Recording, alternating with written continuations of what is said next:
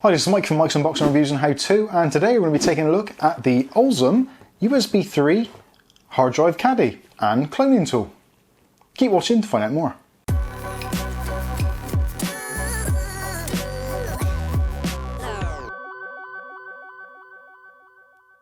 Okay, so I'm going to read out the full item description of this from Amazon, which is actually quite a mouthful, so I'm going to have to read it off because I'll never remember it all.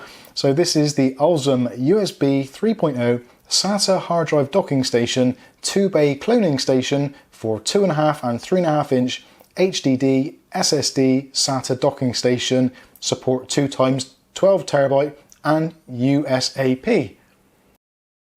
There is almost a whole minute of the video taken up just with the item description. So what is this? This is a hard drive docking station and also a cloning tool for use with pretty much any USB device, to be honest with you. This actually has been certified and used with pretty much any USB supported device. So you can actually plug this into your smart TV, you can plug it into your laptop, plug it into an iPad with a suitable connector and adapter, Chromebooks, basically anything which supports mass storage devices, this can actually be used with, which is actually something I never really thought of before. So if you've got like a massive hard drive, like a 12 terabyte hard drive full of movies that you've got, then you can actually plug this into your smart TV, and as long as it recognises it, which hopefully it should do, you can actually have all of your movies available from this docking station, which actually opens up a lot of possibilities, which, yeah, I've only just really worked that out in my mind and it's kind of blown me away a little bit. So in theory, if you wanted to, you could actually put 2 drives in here. It supports up to 12 terabytes at the moment, so if you've got a 12 terabyte drive, or 2 of them, you could have 24 terabytes of movies connected to your smart TV and navigate them as you would normally from a USB thumb drive, that kind of thing. It's actually quite mind-blowing. Anyway, I'm probably getting slightly off topic here. Essentially, this is a mass storage device, USB cloning tool, all those kinds of things. It works in standalone mode. So obviously, like I said, you can plug it into a smart TV or a laptop, whatever, or you can plug it into USB using the supplied USB cable and plug it into Windows, and you can use it to manage, navigate files, all those kinds of things. Or alternatively, you can just disconnect the USB altogether and use it as a completely standalone cloning tool. So let's take it out of the box and see what we actually get, and we'll go through some of the features. And I've actually got a use case scenario, so I'm actually doing something which most people probably won't do. Now, I'm actually taking the information off of a SSD and putting it onto a old hard disk drive, which normally you'd be doing it the other way around to move your files to a faster system. But I thought actually I'll do it this way around and see what the speed benefits are like and how quick it is, all those kinds of things. Now, I won't be doing the entire operation in this video because nobody wants to sit here and watch a LED blinking away. So I'm going to do the testing, then we'll come back and I'll update it, or I'll add it into the video description to let you know how long it actually took when I do the edit. So let's have a look at the packaging first of all. So as you can see, it's the Alxum brand. So you've got 5 gigabits per second transfer speeds, 6G SATA.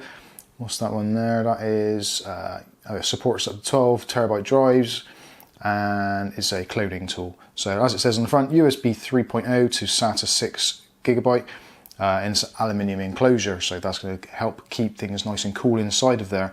Now, it does say USB 3.0. Obviously, if you've got a USB 2 supported device, you will get reduced speeds when in connected mode on a USB.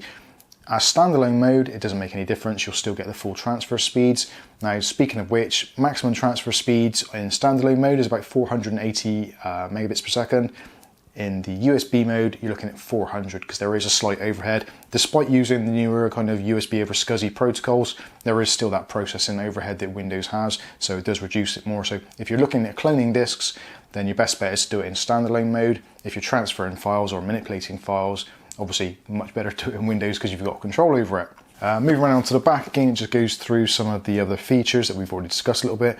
Shows you how to connect up the wiring, the buttons, all that kind of stuff. So let's have a look actually inside the box and see what we get. Now, out of disclosure, this was actually sent to me by Alxum.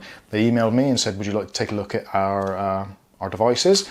And I said, actually, I've already just ordered a USB Ethernet adapter, which you can see in the video up here. I'll give that a try, and if you think it's any good, then I'll take a look at some of the other stuff. And if I think it's worthy, then I'll show it to the viewers. So, here we are. So first of all, we've got our welcome leaflet. There's an instruction manual.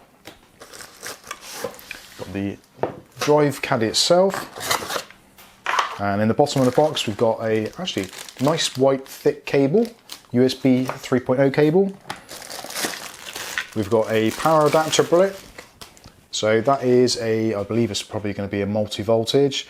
Yeah, so this is multi-voltage input, so anything from 100 to 240 volts, 60 or 50 hertz supply. Now this actually is 12 volts and it puts out 3000 milliamps or 3 amp hours, so pretty decent. Comes actually in the box, so it's universal or semi-universal. So you've got kind of like the shaver adapter plug, which just plugs in there. And also you've got the UK 3-pin plug style. So let's plug that in now. Hopefully this should be quite a painless task. Yeah, there you go. So that's that locked into place, ready to go. So let's pack all this stuff away now and we'll get it set up and give it a run. Okay, so there we go. There is the device itself. So as you can see, it's got the brushed aluminium all the way around, which is quite nice. Got like the look of that on the back. This is the connection port for your USB 3.0. Got your power jack input on the side. And next to that is the on-off switch, which is one of those kind of nice tactile toggle switches, which is quite nice. And also, even if you're, well, I don't know, maybe you're reaching to see if it's actually on or not, you can see if the button's on or off just by feeling it. So rather than being like a toggle left or right, that's pretty cool. So you can turn it on or off if you need to. There is actually a standby setting on here. So if you leave the device on and nothing is being transferred, after 30 minutes it'll go into sleep mode.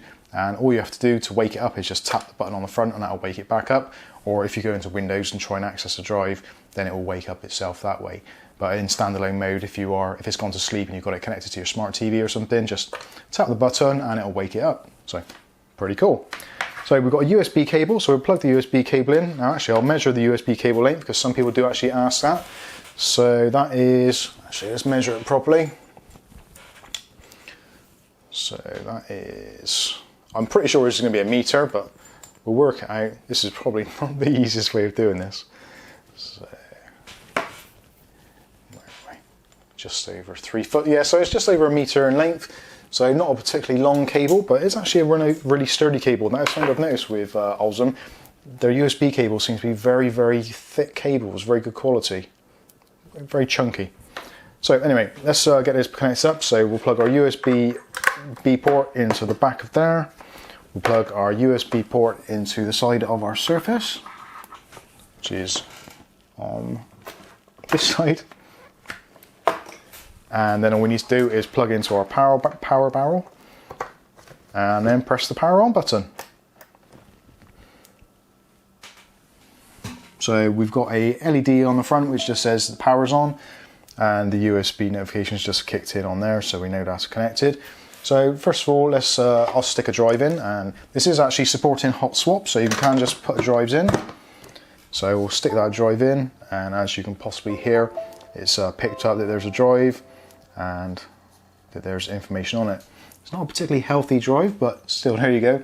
So this is in port A, and now we've got a flashing LED on the front when it's accessing it. So you've got a power LED, which is one color, you've got the A LED, which is a different color. If we plug in the next drive as well, which is our B drive, let's make sure it's running the right way. And now we've got another light on to say that that drive's connected. So A and B, you've got independent hard drive activity lights. Fantastic stuff. So the way this works is A is the destination, sorry, A is the source drive, B is the destination drive. So actually already I've done this around the wrong way. So what I'm going to do now is I'm going to disconnect these. Again, supports hot swap, so don't have to be too careful about what you're doing. So I'm going to stick that drive in there. I'm going to stick that drive in there.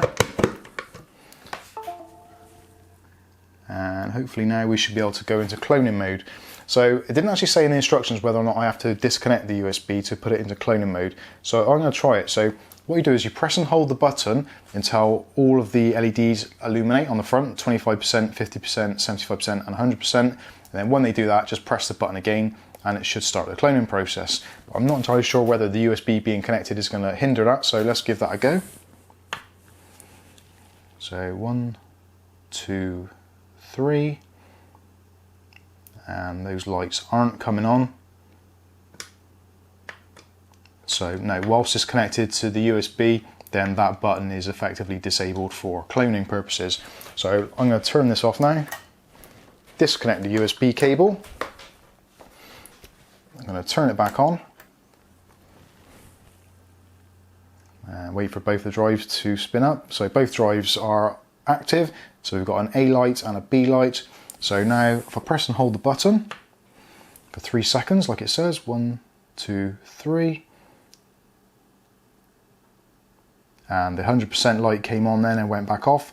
So let's do that again. So 100% light comes on, and then quickly press again, and then the 25% light will come on to say that it's started to copy. So when the light comes on, the 100% light flickers on, you just release the button and quickly press it again, and that will put it into cloning mode. That is to prevent any accidental cloning, that kind of thing. You never know. Your cat might come along and lie next to it and accidentally press the button. Highly unlikely, I know, but you never can tell. Crazy world we live in. But anyway, that started the process going, so I'm going to pretty much sign off the video now. Like I said, I will put in here just now, or there, I'll put in how long the actual clone took. And looking at my watch now, so 15:53, and we'll see what time that finishes. The way this works is it does it sector by sector, so you don't have to worry about partitions and all that kind of stuff. It will literally copy the entire contents of one drive into the content of the next drive, and then when that's all done, it will just go to sleep. So we'll see what happens, and I'll update you as it finishes. So this has been the Alxum USB hard drive docking station and cloning tool. I've been Mike, this is Mike's Unboxing Reviews and How To, and hopefully we'll catch you in the very next video. Thanks for watching.